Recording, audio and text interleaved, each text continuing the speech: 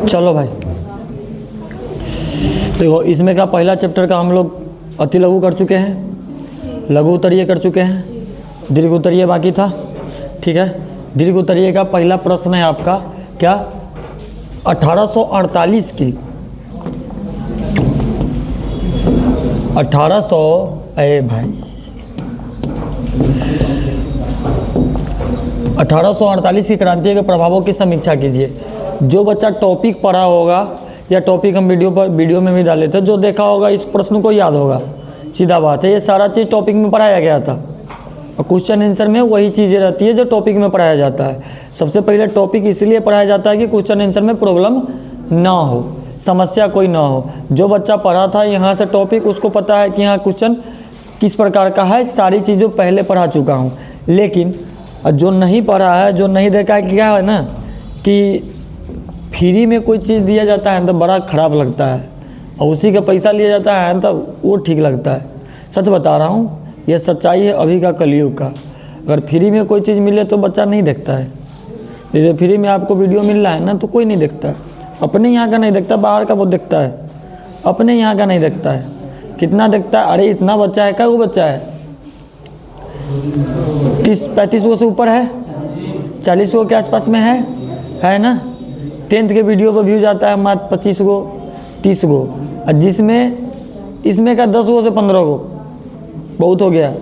क्या ये काम, मेन बात है फुर्सत नहीं है ना किसी को, फुर्सत भी तो होना चाहिए देखने के लिए।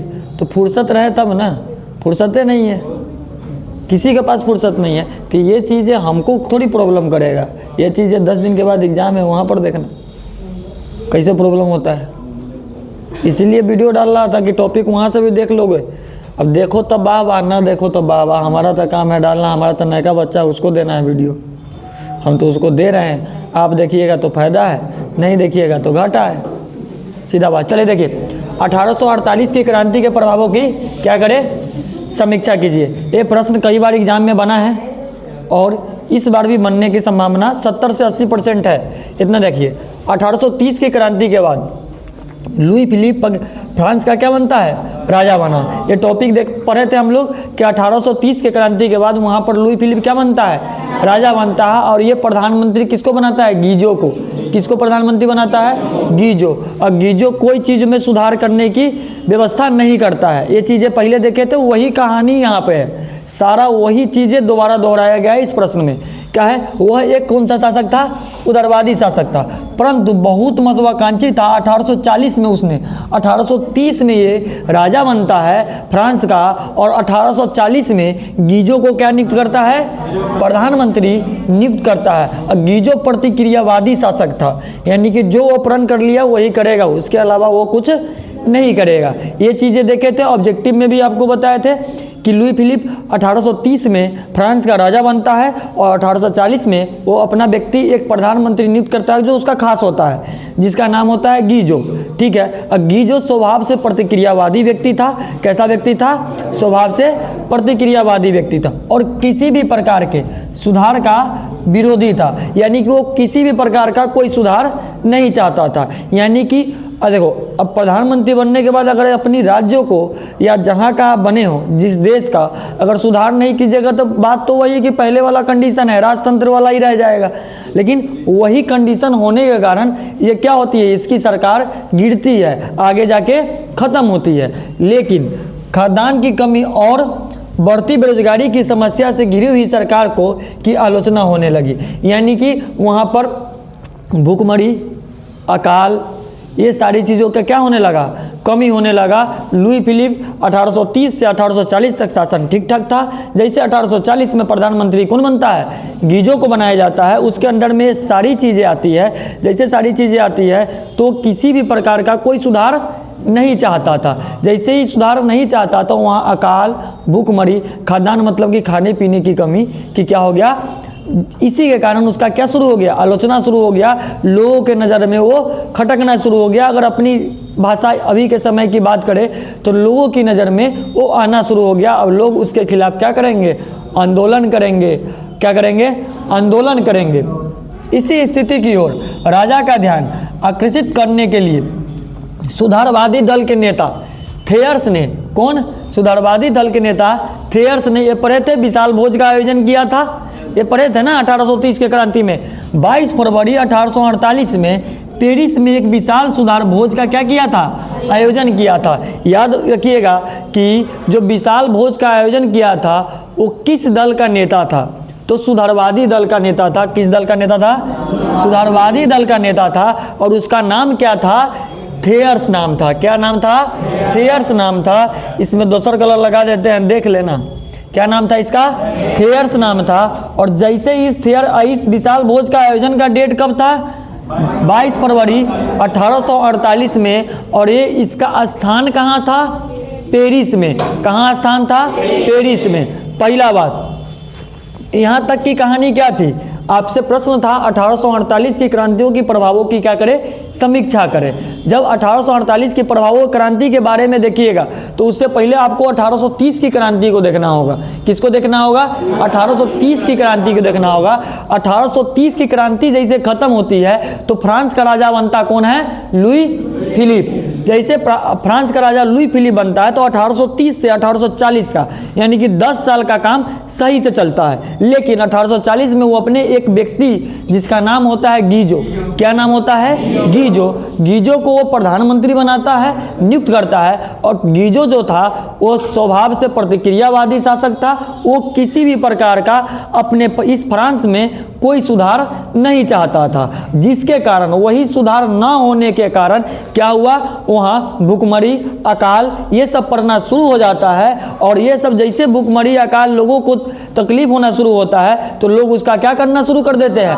आलोचना शुरू कर देते हैं। आंदोलन अलग चीज़ होता है, आलोचना अलग चीज़ होता है। ठीक है, आलोचना करना शुरू करते हैं। जैसे ही आलोचना होता है तो एक व्यक्ति निकल कर आता है, सुधारवादी दल का नेता, जिसका नाम होता है थेयर्स। क्या नाम होता है? थेयर्स। वो 22 फरवरी, डेट याद रखना, 22 फरवरी 1848 को पेरिस में, जगह का नाम क्या था? पेरिस में वो किस चीज़ का आयोजन करता है?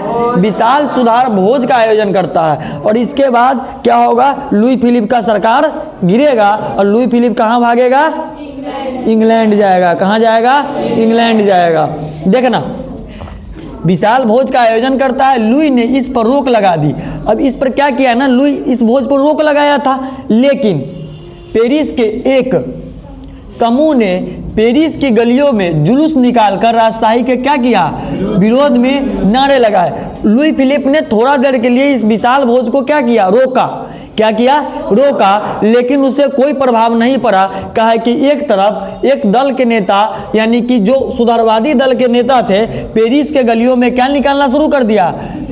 जुलूस निकालकर। जुलूस इसलिए निकाला गया कि लोगों के, हर एक लोगों के दिमाग में बैठे कि ये जो सरकार है वो सरकार हमारे लिए अच्छा नहीं है। अगर वो चाहता तो सुधार करके अपने देशों में भूखमरी, अकाल ये सबसे बचा सकता था। क्या कर सकता था? बचा सकता था। यहाँ तक लुई फिलिप की कोई गलती नहीं थी, सारा गलती था गीजो का।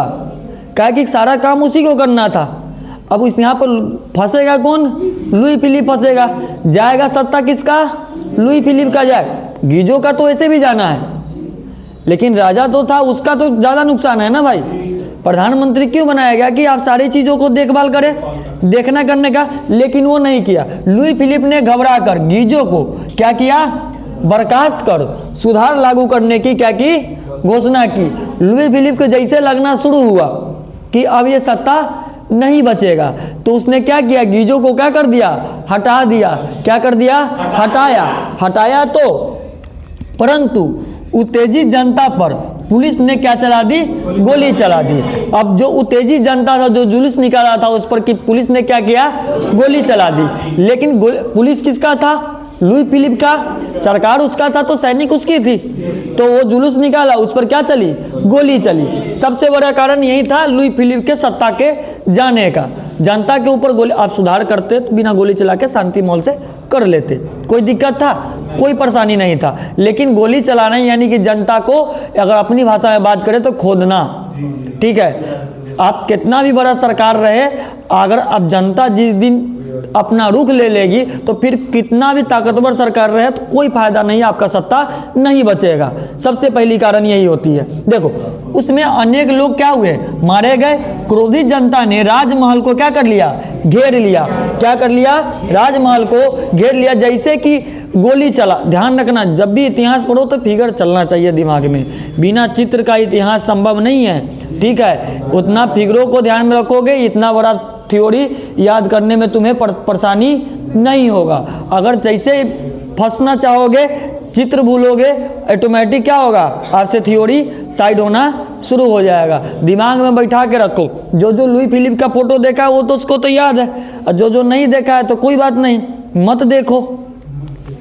हाँ भाई, देखा ही मत करो ना। तो यानी कि लुई फिलिप की जगह पर अपनी फोटो लगा लो। अरे दिमाग में लगाना है, सच में नहीं लगाना है भाई। दिमाग में लगा के बैठो। अपने बगल वाले दोस्त को गीजो बना दो, और यहाँ पर लोग बैठे हैं उसको जनता बना दो, 2-4 लोगों को सैनिक बना दो, और उसके बाद सारा कहानी थ्योरी समझ लो। यही चीज़ें तो है। मैं जब पढ़ाता हूँ तो मेरे दिमाग में यही चलता है, इसीलिए मैं पढ़ाता हूँ और थोड़ा बहुत समझाने का प्रयास करता हूँ।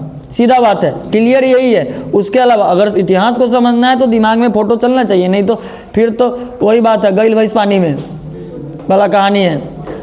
भैंस के आगे बीन बजाए, भैंस बैठे पगुड़ाए वाला कहानी है। यानी कि तोनी के आगे हम कितनों बीन बजा दे, बतवा वही रहेगा। इतना अगला व्यक्ति समझाया गया, तैयो सबको हिलना है, इधर उधर हिलना डोलना है ये।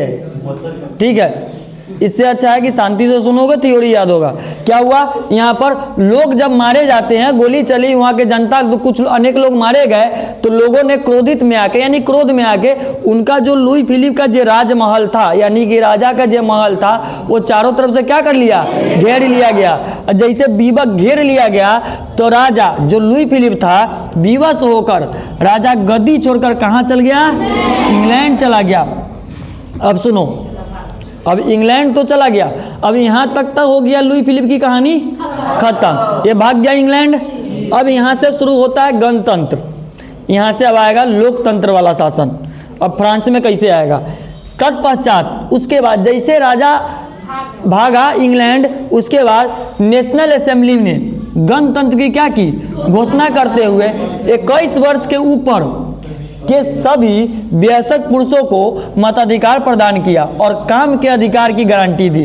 अब यहाँ पर क्या हुआ, लुई फिलिप जैसे इंग्लैंड भागता है, उसके बाद एक नेशनल असेंबली में गणतंत्र की घोषणा होती है और लोगों को द्वारा लोगों को कहा जाता है जिसकी उम्र 21 साल है या 21 साल से ऊपर है, उसको वोट देने का अधिकार दिया जाता है। अधिकार है नहीं, अधिकार दिया जाता है। उस दिन से वोट देने का अधिकार 21 वर्ष से उम्र वाले व्यक्ति को, यानी कि 21 वर्ष से जो ज़्यादा उम्र की व्यक्ति है, वो सभी को क्या दिया जाएगा, वोट देने का अधिकार दिया जाएगा। और काम की, और उसके बाद काम की गारंटी दी जाती है कि आप सभी व्यक्तियों को क्या मिलेगा, काम दिया जाएगा।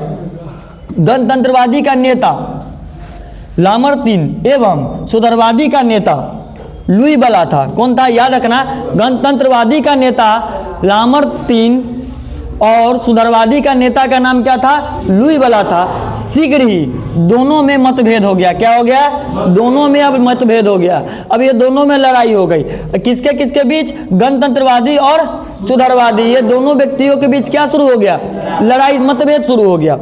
और 1852 में नेपोलियन क्या बना, फ्रांस का सम्राट, फ्रांस का क्या बना, सम्राट बना। देखो, 2 गो लड़ा, तीसरा निकल के सम्राट बन गया, बना ना। अब यहाँ से क्वेश्चन याद रखना, ये क्वेश्चन पूछेगा कि नेपोलियन फ्रांस का सम्राट कब बना था, तो 1852 में नेपोलियन फ्रांस का क्या बना, सम्राट। ये भी जाएगा, ये भी निकल के जाएगा, इंग्लैंड भागेगा। फ्रांस भी, ये जो है क्या नाम है इसका, नेपोलियन बोनापार्ट, ये भी इंग्लैंड भागेगा। इसको भी पता, ये भी उस सत्ता सही ढंग से नहीं चला पाएगा। देखो, 1848 की फ्रांसीसी क्रांति ने जर्मन राष्ट्रवाद को भी भड़का दिया। अब देखो, फ्रांस में जो कहानी शुरू हुई थी वो जर्मन में भी शुरू हुआ। कहा जाता है ये घर में आग लगता है तो दूसरकों में लगता है। अगर मान लो कि तुम्हारे यहाँ राजतंत्र का शासन है, तुम लड़ के यहाँ लोकतंत्र बना लेते हो, तो बगल वाला के यहाँ भी तो राजतंत्र का शासन है, तो वो भी तो सोचेगा कि भाई लड़ के हम लोकतंत्र कर ले। तो उसी तरह फ्रांस में जैसे ही क्या हुआ, लोकतंत्र का शासन स्थापित होता है, उसके बाद सीधे भागता है कहाँ, जर्मन में भी राष्ट्रवाद के खिलाफ आंदोलन शुरू हो गया। अब राष्ट्रवाद सबको चाहिए, राष्ट्र के प्रति प्रेम तो भावना सबके पास है, अब सबको तो आज़ादी चाहिए ना भाई, बिना आज़ादी का कोई चीज़ संभव है नहीं है। आप ना कहीं जा सकते हैं, नहीं कहीं आ सकते। देखिए अब इस क्रांति ने मेटरनिक युग का क्या कर दिया, अंत कर दिया। जो मेटरनिक युग था जिस समय जर्मनी में, इस क्रांति ने मेटरनिक युग को खत्म किया। क्या किया, मेटरनिक। अब लड़ा कहीं और, लड़ाई हुआ फ्रांस में, उसका अब बात करें देहाती में कहता नहीं हिसका लगना, क्या लगना, हिसका लागल दूसरा के देख के तू हो करबे, उहे वाला कहानी है। उसका प्रभाव पड़ा जर्मनी में। अब जर्मनी में मेटरनिक शासन में था, अब फाव फाव में लवा दुआ में मेटरनिक का युग का खत्म हो गया। आंदोलन के कारण क्या हुआ, आंदोलन के कारण सारा समाप्त हुआ। जैसे समाप्त होता है, जर्मन राष्ट्रवादी ने 18 मई 1848 को पुरानी संसद की बैठक में फ्रैंकफर्ट में, हाँ 18 मई 1848 को फ्रैंकफर्ट की संधि की गई थी पुरानी संसद में। ठीक है, इस संसद में संपूर्ण जर्मन राष्ट्र के लिए एक संविधान का क्या किया गया, प्रारूप तैयार किया गया। अब इस जो बैठक किया गया था फ्रैंकफर्ट संधि में, वो ये बताया गया कि ये जो संधि होगी ये पूरे जर्मन राष्ट्र के लिए एक संविधान बनेगा। जैसे अपना भारत के लिए एक संविधान है ना, एक ही संविधान के अनुसार ना हम लोग चलते हैं कि 10 को संविधान है, एक ही संविधान है। तो वही बताया गया इस बैठक में कि पूरा जर्मनी में एक संविधान तैयार होगा, और एक संविधान तैयार होगा। यहाँ यह भी निर्णय लिया गया कि फ्रेडरिक विलियम चतुर्थ जर्मन राष्ट्र का क्या करेगा, नेतृत्व करेगा। यानी कि फ्रेडरिक विलियम के बारे में पढ़े थे टॉपिक में, विलियम के बारे में देखे थे ना, विलियम भैया के बारे में बताए थे ना, फोटो नहीं, उसका फोटो नहीं था, विलियम का फोटो नहीं था। विलियम चतुर्थ के बारे में ऐसे तुम लोग नहीं था उस समय, तुम लोग इस समय नहीं बैठता था। ये सब शुरू क्लास की कहानी है, जब शुरुआत किया गया था तो पहले दूसरे क्लास की कहानी है, इसीलिए था बहुत जगह बैठल थे, कहाँ वो सब हाँ कहते तू सब ना कहे आए, तू सब ना बोलना। हम तुम लोग को तब दिमागों नहीं लगा रहे हैं, हम तुम लोग को समझा रहे हैं, पूछ रहे हैं उस सब से कि जो पहले टॉपिक पढ़ा है। ठीक है, अब देखो इस जैसे संधि खत्म होता है, अब यहाँ पर एक चीज तय होता है कि ये वो संविधान बनेगा। हम कर देंगे बाहर, हम उतना ना सोची, हम सीधे उठाए निकाला, ओकरा बाद जितना क्लास है सबसे बाहर। अपना ये एक ही सिस्टम है, अपना सिस्टम में रहो, नहीं तो तुम्हारा सिस्टम हम फाड़ देंगे, सच बता रहा हूँ। इसलिए अपना प्यार मोहब्बत से पढ़ाई, हंसी खेली से पढ़ाई। जो इंसान हंस खेल के प्यार मोहब्बत से पढ़ा रहा है उसको खोदो मत, वो इंसान बड़ा खतरनाक होता है, उसका एक एक निर्णय होगा भयानक होगा। इसीलिए शांति से प्यार से कह रहा हूँ, इधर देखो, जैसे संविधान एक संविधान बनने का तैयार होता है, वहाँ पर निर्णय ये भी लिया जाता है कि फ्रेडरिक विलियम चतुर्थ क्या करेगा, जर्मन का राष्ट्र को संभालेगा। क्या करेगा, राष्ट्र को संभालेगा। परंतु फ्रेडरिक ने क्या किया, इनकार कर दिया। वो कहा कि हम ना संभालेंगे, हमारी बस की चीज़ नहीं है, ये आंदोलन इतना लड़ाई झगड़ा हो रहा है, इसको हम काहे संभालेंगे भाई, सब शांति करके दो, हमें पूरा शांत माहौल में दो ना, तो हम संभाल लेंगे इसको। पूरा चीज़ नियम बनाइए, एक तौर तरीका दीजिए, उसके बाद संभाला जाएगा इसको। क्योंकि अब इनकार क्यों किया, क्योंकि वो ऑस्ट्रेलिया संघर्ष से क्या चाहता था, बचना चाहता था, क्योंकि ऑस्ट्रेलिया का हिस्सा था जर्मन। अब जैसे जर्मन ये बनता, फ्रेडरिक चतुर्थ विलियम ऑस्ट्रेलिया ऊपर से चढ़ाई करता, अब वहाँ से उसको लड़ना पड़ता, तो उसके अब इसकी कहानी यहाँ नहीं होगी। अब यहाँ पर आएगा एक बिस्मार्क चाचा आया था ना, जो एक को पकड़ा, एक को साथ मिलाया, तीसरा के पीटा, फिर तीसरा को साथ मिलाया, चौथा को पीटा, सबको मिला के लास्ट में सबको तोड़ ताड़ दिया। उसके बाद सारा इटली का एकीकरण करके रख दिया। तो इसमें उसकी रोल ज़्यादा थी। क्या हुआ, वो ऑस्ट्रेलिया के संघर्ष से क्या करना चाहता था, बचना चाहता था। अब एक पाने के लिए एक खोना पड़ता उसको।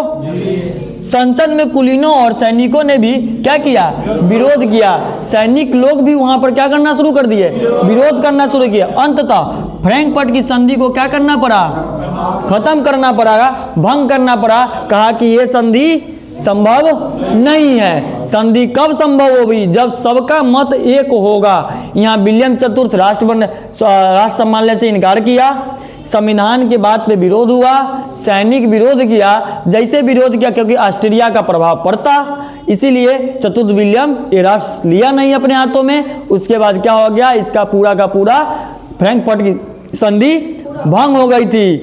फ्रैंकफर्ट की संधि लागू नहीं हुई।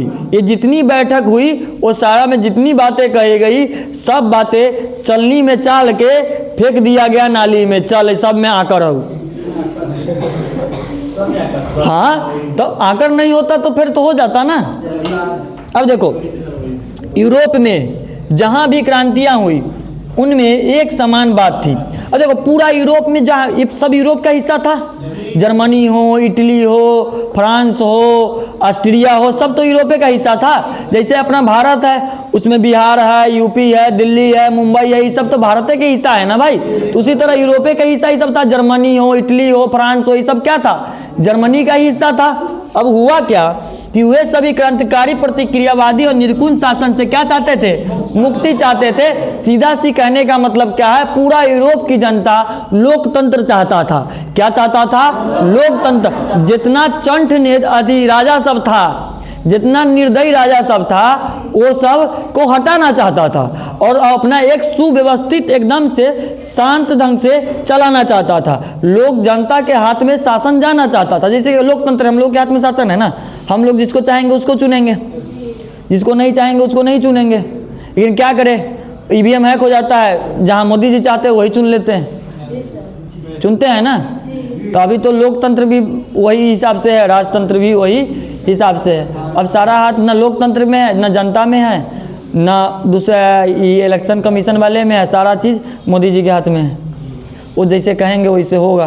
तो लेकिन यहाँ पर सब लोग क्या चाहते थे? जितना भी खराब राजा सब था, जो निर्दयी राजा सब था, जो जनता को नहीं समझता था, उसको से मुक्ति चाहता था। क्या चाहता था? मुक्ति चाहता था। राष्ट्र उनके लिए सर्वोत्तम था, लोगों के लिए राष्ट्र क्या था? सर्वोत्तम था। आज के डेट में अगर कोई पूछेगा कि राष्ट्र तुम्हारे लिए क्या, हम तो कहूँगा हमारे लिए सर्वोत्तम है। हमारे लिए बिहार क्या है? मेरे लिए बिहार सर्वोत्तम है। सबसे पहले बिहार है। हम कहीं बाहर जाते हैं तो मेरे से क्या पूछा, कहाँ से हो? तुम सीधा क्या कहते हैं? बिहार से।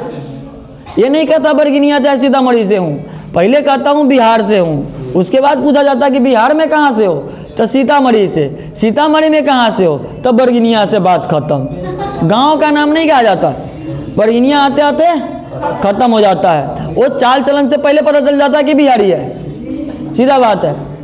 मैं दिल्ली गया था, मेट्रो में ही पहले एक आदमी देख के पता कर लिया कि बिहारी है। कहा है सब जो पहले बाहर के लोग होता है बड़ा अच्छा से खड़ा होता है मेट्रो में।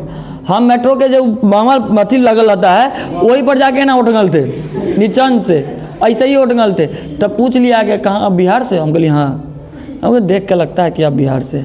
हम कहली कि जगह न मिलेगा तो कथी करें, हम कूद जाए यहीं पर से की। आराम से खड़ा है, नीचे बैठ जाता है बिहारी सब। मेट्रो में बैठने की अनुमति नहीं है, तो ये जितना बिहार के लोग होगा सब नीचे बैठ जाएगा आराम से। पलती उलती मार के नीचे बैठ के मोबाइल चलाते रहता है।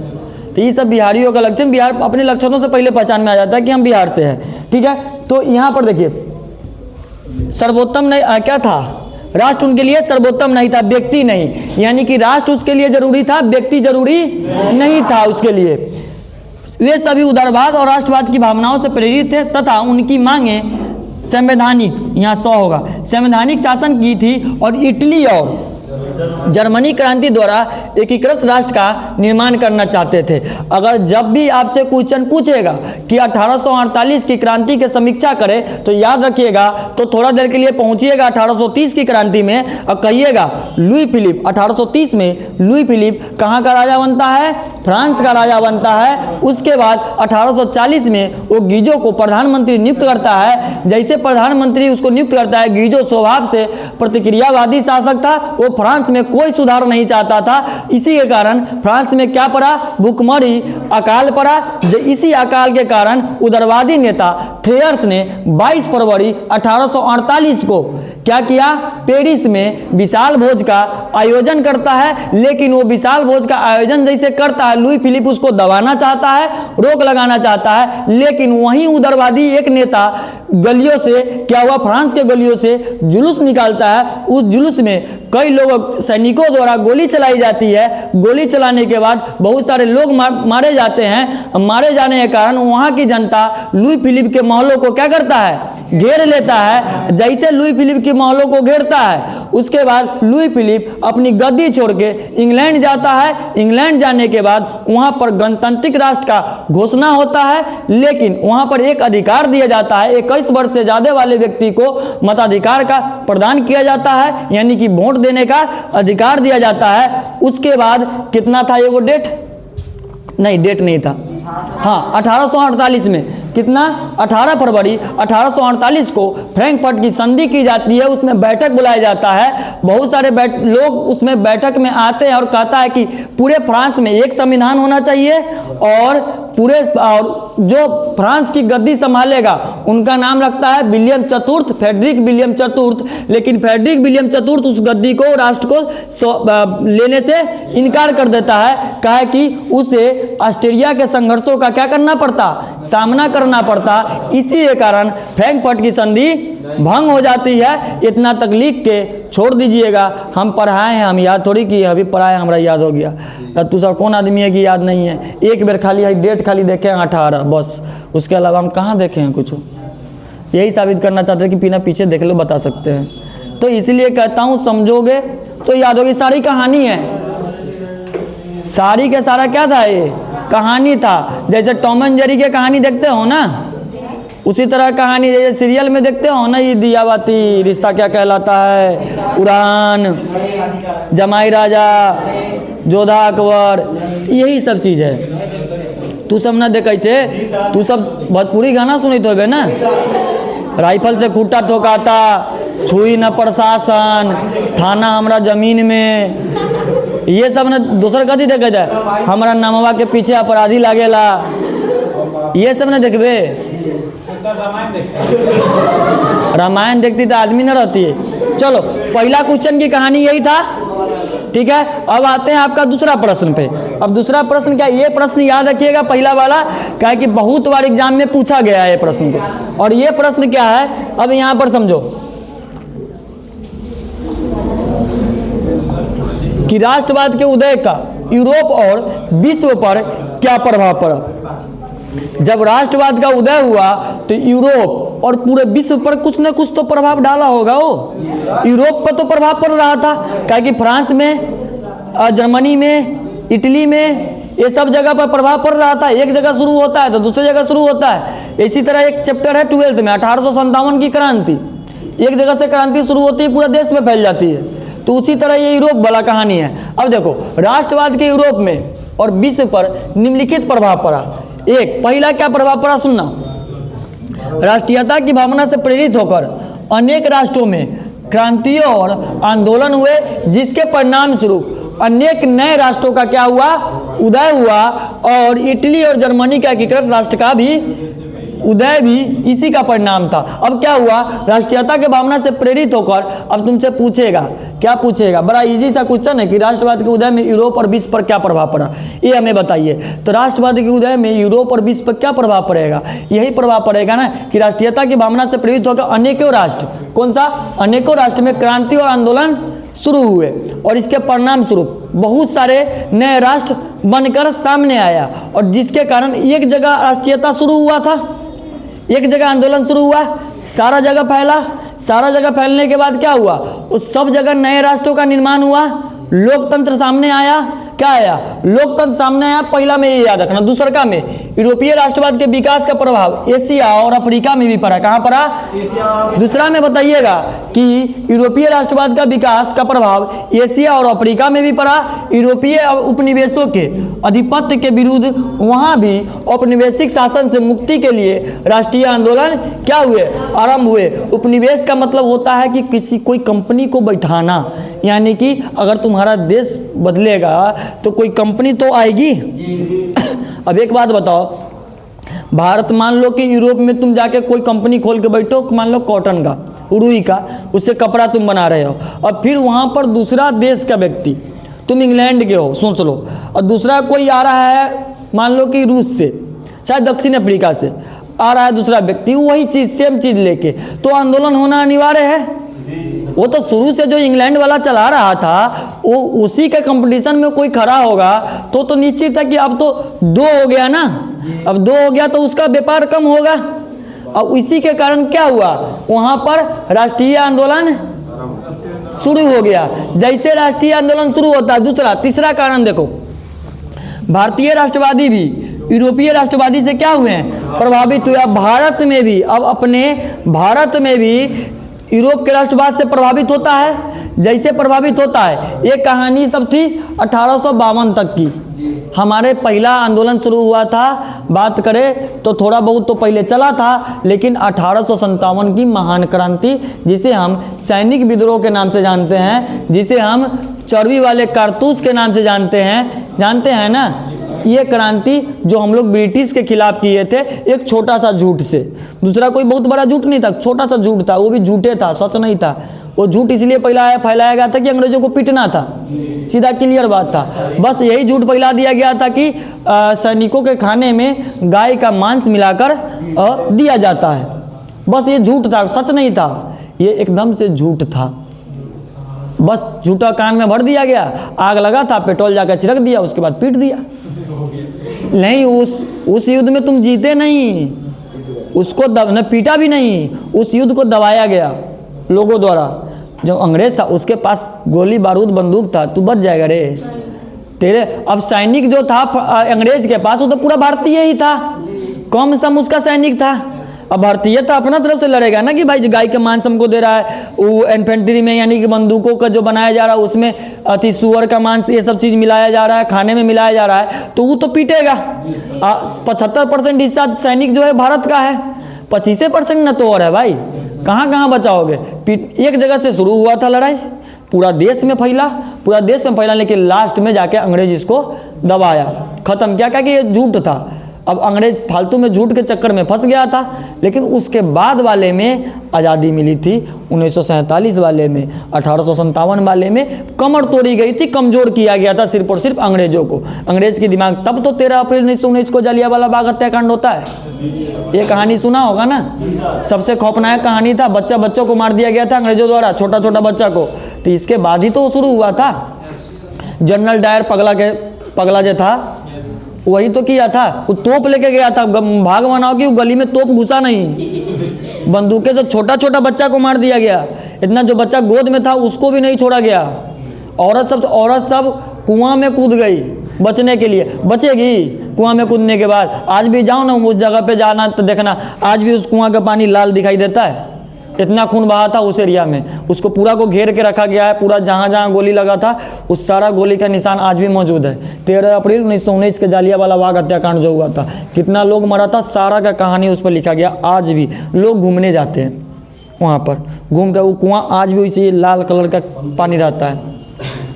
अमृतसर जाओगे, साहब भगत सिंह जी थे, उनके घर के सामने उनका घर सामने, और उनके घर के सामने वो पूरा अथी है। और उनका सामान जो खटिया उटिया पर सोते थे भगत सिंह, वो सब उसमें रखा हुआ है, जिसमें खाना खाते थे, जो चादर पर वो सोते थे, आज भी वो चादर उस खटिया पर रखा हुआ है। वैसे ही तकिया उकिया सब, उनका जूता उता सब वैसे ही रखा हुआ है। कभी यूट्यूब पर सर्च मार के देखो, बता देगा। देखे हो वहाँ, देखे हो कि यूट्यूब पर देखे हो? हाँ, तो हम वही देखे, वहाँ कहाँ चल जाए तुरे। चलो देखो, भारतीय राष्ट्रवादी भी यूरोपीय राष्ट्रवाद से क्या हुआ, प्रभावित हुआ। मैसूर के टीपू सुल्तान ने फ्रांसीसी क्रांति से प्रभावित होकर जैकोबिन क्लब की स्थापना की। कौन सी क्लब की स्थापना की? मैसूर के टीपू सुल्तान ने फ्रांसीसी क्रांति, ये फ्रांस के क्रांति से प्रभावित हुआ। मैसूर का कौन?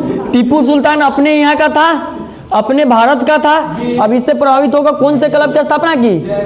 जैकोबिन क्लब की स्थापना की। जैकलिन नहीं, जैकलिन फर्नांडिस मत समझ आना, ठीक है? जैकलिन फर्नांडिस हीरोइन के नाम है,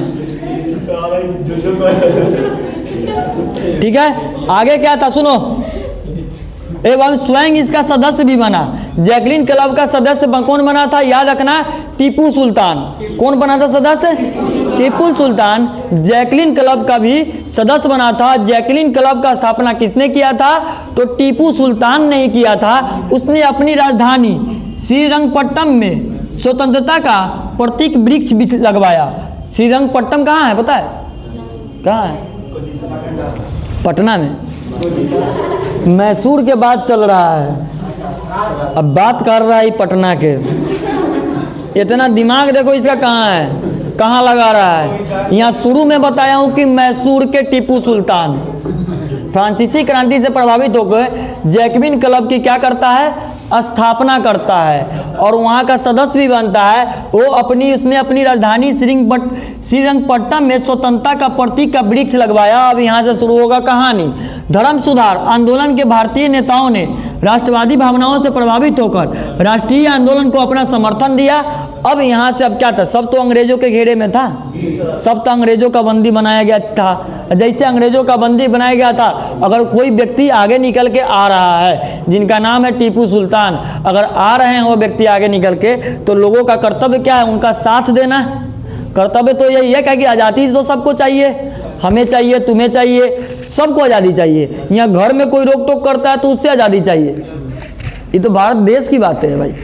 घर में रोक टोक करता है तो आज़ादी चाहती है कि नहीं चाहते हैं? सब लोग चाहते हो कि हमू घूमे, हमू फिरे, हमू इन्हें जाए, हमू उन्हें जाए, कहीं ना जाए, जेब में ढुआ रहतू तब ये जाए। देखो राजा राम मोहन राय अंतर्राष्ट्रीय के समर्थक बने। किसका समर्थक बने? अंतर्राष्ट्रीय समर्थक बने। पूरा अंतर्राष्ट्रीय विदेशों सब के समर्थक कौन बने थे? राजा राम मोहन राय। देखिए ये जब भी समझ में आएगा जब आप इसको घर पे पढ़िएगा, यहाँ पर समझ में थोड़ा बहुत आएगा, घर पर पढ़िएगा तो पूरा समझ में आएगा। और ज़्यादा मन हो तो क्या मैं क्या देख लीजिएगा इसको, नहीं देखने की इच्छा कोई टेंशन नहीं है। सब देखिए क्या है ना कि हमारे पिताजी को बड़ा अच्छा बात करते हैं, एक लाइन में बात कहते हैं कि तुम अपनी भविष्य का निर्माता तुम खुद हो, तुमको क्या करना है तुम समझो, मुझे नहीं पता। तो आप अपने भविष्य के निर्माता आप खुद हैं, आपको जो करना है आप अपने अनुसार कीजिए। आपको मन कर रहा है पढ़ने का तो पढ़िए, नहीं मन कर रहा है तो नहीं पढ़िए, खेलने का मन कर रहा है खेलिए, ऑफिस में खेलने का मन कर रहा है तो खेलिए, कूदने का मन कर रहा है तो कूदिए, बउआने का मन कर रहा है तो बउआइए। यहाँ इस वाले में ठीक है, जो अच्छा लग रहा है वो करो। देखो राष्ट्रवाद का नकारात्मक प्रभाव राष्ट्रवाद का क्या पड़ा, एक गलत प्रभाव भी पड़ा। अब गलत प्रभाव क्या पड़ा, 19वीं सदी के उत्तरार्ध में 19वीं सदी तुम दोनों कल से एक जगह नहीं बैठेगी, पहली बात समझा दे रहा हूँ। 19वीं सदी के उत्तरार्ध से राष्ट्रवाद संकीर्ण राष्ट्र में बदल गया। प्रत्येक राष्ट्र अपने राष्ट्रीय हित की दुहाई देकर उचित अनुचित सब कार्य करने लगे। अब अपने अनुसार सब अपने राष्ट्रवाद को राष्ट्रहित को दुहाई देकर जो उचित लगा वो भी किया, अनुचित लगा वो भी किया। उसको मन हुआ कि इसको छोड़ देना है तो उसको छोड़ दिया, जिसको मन हुआ पीट देना है तो पीट दिया। यही कहानी, उचित अनुचित तो यही होता है। अगर तुमको हम प्यार से बोल दिए तो उचित हो गया, और तुमको तो क्या टेढ़ होकर बोल दिया तो अनुचित हो गया। तुम्हारे लिए, मेरे लिए नहीं है। और तुम समझो अगर उसको अनुचित खराब समझ में, तू समझ ले तो और सोचो, हमारे सोच थोड़ी है, हमारा खराब ना लगे चीज़ तो चीज़। अब तुमको कुछ गलत मान लो कुछ कह ही दिया, तुमको लग गया खराब, और तुमको लगा कि सर जी के लग गया खराब, आँख कमाए पानी निकाले लगली, सर जी आए तो मनाए, तो ये संभव ना हो। क्या कि तुमको खराब लगा है, हमको नहीं लगा है। हमको फील हो जाएगा कि हाँ हम खराब बोले हैं, तब जाके तुमको कुछ कहेंगे। और जो हम बोलते हैं वो खराब नहीं लगता हमको पता है, हम तो कह दिया हूँ। कहावत है मुँह के बोलिए बंदूक गोली वापस नहीं आता है, तो आएगा भी नहीं। तो इसीलिए ऐसा कभी फील हो तो ये मत समझना कि हम जाके तुमको कहें कि मान जो, संभव ना हो। देखो राष्ट्रवादी प्रवृत्ति ने, सुनो, राष्ट्रवादी प्रवृत्ति ने साम्राज्यवादी प्रवृत्ति का क्या किया, बढ़ावा दिया। यूरोप का प्रत्येक शक्तिशाली राष्ट्र यह था जर्मनी, फ्रांस, इंग्लैंड, रूस, यहाँ तक कि चुप हो या तो अपने पढ़ा ले आके तक। मैं पूछा हूँ तुमसे, जब पूछा नहीं हो तो फिर बकवास क्या है। मैं पढ़ रहा हूँ ना, मैं समझाने के लिए पढ़ रहा हूँ कि मैं फिर याद नहीं होगा हमको। अभी तुमको घर पर 4 दिन दे देंगे तो याद ना होगा, हमको तो एट ए सेकेंड याद करना है उस देशवा के नाम। जब वो देशवा के नाम कहेंगे तब तो तोरा बताएंगे कि यही देश था। इसलिए बीच में टोका मत करो ना, जरूरत नहीं है बोलने का, मैं खुद बोल लूँगा। मेरे पास इतनी शक्ति है, भगवान का दिया हुआ आवाज़ है, गर्दन में मुंह से निकलता है आवाज़, भगवान का दिया हुआ दिमाग है, तो मैं बता सकता हूँ। इसीलिए थोड़ा बहुत शांत रहो। देखो अब भुला दिया, अब शुरू से पढ़ना पड़ेगा। राष्ट्रवादी प्रवृत्ति में साम्राज्यवाद की प्रवृत्ति का बढ़ावा दिया। यूरोप के प्रत्येक शक्तिशाली राष्ट्र, यानी कि यूरोप के जितने भी शक्तिशाली राष्ट्र थे, जैसे कि जर्मनी, फ्रांस, इंग्लैंड, रूस, यहाँ तक कि अमेरिका भी साम्राज्यवादी और उपनिवेशवादी के दौर में क्या होगा, संलग्न हो गया। यानी कि इस दौर में अमेरिका भी शामिल हो गया। ठीक है, उपनिवेशवाद और साम्राज्यवाद के दौर में क्या हो गया, साम्राज्य बनाने के दौर में अमेरिका भी कहा कि हट हमू बनबू अब साम्राज्य, साइड और सब बनते तो हम क्या ना छोड़ दू रे। अमेरिका तो सब दिन से लोभी है, आए ओकरा जेने फायदा जाएगा तेने चल जाएगा। डोनाल्ड ट्रंप अभी देखता है पगला के, ओका पास दिमाग मंगना है। हमको लगता है कि वो 70-75 साल के लड़का है, जैसे राहुल गांधी 60-62 साल के लड़का है ना, उसको सब लड़के ना कहता है। उसी तरह देखो आगे सुनो, अब छोटा छोटा प्रश्न है समझ लो, तो समय नहीं लगेगा तो खत्म हो जाएगा। कल से तुमसे नया चैप्टर चालू करूंगा, और समय लोगे तो फिर दिक्कत होगा। आ जाओ, ये कहानी बड़ा अच्छा है। इटली के एकीकरण के विभिन्न चरणों का इंगित करे। पुण्यका सबके याद होगा जो पढ़ा होगा। इटली के एकीकरण में विभिन्न चरणों को क्या करे, इंगित करे। आप तुमसे क्वेश्चन पूछ देगा कि इटली के एकीकरण में विभिन्न चरणों का क्या करे, व्याख्या करे। अब इंगित ना पूछ तो व्याख्या पूछ दो तो इसका मतलब थोड़ी कि ना बतभी तू दूसर कह देवी, और जैसे टोपियावा ना निकल जाए इसमें से। क्या करे, अलग देखो, सुनो बात। इटली के एकीकरण में 4 चरण निम्नलिखित है। कितने चरण? 4। तू कहाँ हूँ बोलो, चेहरा तो तोरे पर जा रहा है ना मेरा, क्या कि तुम बोल के बैठा है पहले से। इसीलिए सुनो, मैं समझाऊं, मैं पूछूं कि हाँ अब बोलो, तब बोलना है। ठीक है, नहीं बोला हूं बोलने के लिए। चलो मैं सबको कह देता हूं, किसी को कुछ नहीं बोलना है। ठीक है, शांति से सुनना है। मैं बोलूंगा कि हाँ इसका क्या होगा, तब बोल लेना। ठीक है, अब देखो इटली के एकीकरण में 4 चरण निम्नलिखित थे, उसमें से हाँ हो गया, ये लास्ट है। जसूसेस मुत्सिनी के नेतृत्व में मेजनी गणतात्मक दल का नेता था। कि मेजनी किस दल का नेता था? गणतात्मक दल का नेता था। कौन सा दल का नेता था? गणतात्मक दल का नेता था। याद रखिएगा, मेजनी गणतंत्रात्मक दल का क्या था? नेता था। उसने अपने निर्वासन काल में गणतंत्रवादी उद्देश्यों का प्रचार के लिए यंग इटली नामक और यंग यूरोप की स्थापना की। क्या किया? यंग यूरोप की स्थापना करता है। याद रखिएगा, मेजनी ने 2 दल की स्थापना की थी, एक यंग यूरोप और यंग इटली का। किसका? यंग इटली का। तथापि इटली के एकीकरण के लिए 1831 तथा 1848 में 2 क्रांति प्रयास किए गए थे, परंतु वे दोनों क्या रहे? असफल रहे। 1831 से 1848 तक 2 क्रांतियों का प्रयास किया गया था, लेकिन दोनों का दोनों असफल रहा। दोनों का दोनों पूरा नहीं हो पाया। क्यों नहीं हो पाया? काउंट काबूर के नेतृत्व में, काबूर 1858 में पीडमेंट का मंत्री प्रमुख था। किसका मंत्री प्रमुख था 1858 में? पीडमेंट का। इसका मुख्य लक्ष्य ऑस्ट्रिया से इटली का क्या कराना? उद्धार को प्रभावित करना था। यानी कि ये काउंट काबूर का मेन मकसद था कि ऑस्ट्रिया को इटली से उद्धार करना, यानी कि साइड करना। यानी कि ऑस्ट्रिया के प्रभाव से इटली बड़ा परेशान था। इटली के प्रभाव से ऑस्ट्रिया बड़ा परेशान था, क्योंकि इटली का ताकतवर था और इसका ऊपर बैठा था। और जब इन्हें उन्हें मुँह हिलाता था, मार देता था एक जगह पर। अरे शांत रहो। इसी के लिए ये चाहता था कि इससे क्या हो जाए? अलग कर दिया जाए। लेकिन वह न तो क्रांतिकारी था और न ही क्या था? गणतंत्रवादी था, परंतु उसे इटली का वास्तविक निर्माता माना जाता है। याद रखना यह प्रश्न, इटली का वास्तविक निर्माता कौन था? तो काउंट काबूर था। कौन था? काउंट काबूर इटली का वास्तविक क्या था? निर्माता था। अगला क्या है? उसने फ्रांस के साथ एक चतुर कूटनीतिक गठबंधन कायम किया। वो कौन है? काउंट कौन है पता है? जेकर चश्माबत था, क्या छोटा नहीं था? आए लाल लाल लाल लाल उजर उजर केस था। सही से कथी करे नहीं देखना, वो लाल लाल केसवा धैले था, उजर उजर जी ना, छोटा एक आंख नहीं दिखाई दे रहा था। हाँ, निरहुआ नहीं था वो दूसरा था।